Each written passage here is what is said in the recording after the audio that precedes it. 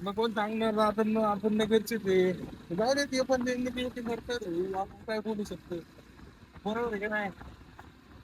बोलू तुला कॅमेरे बिमेरा बघितलं थोडे ते आपल्या ठीक मग काय अडचण नाही बघ कसं आलंय बघ अरे आईची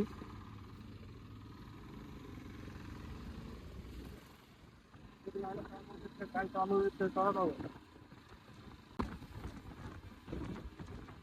बघा आपलं मार्केट हे नगरचं संधी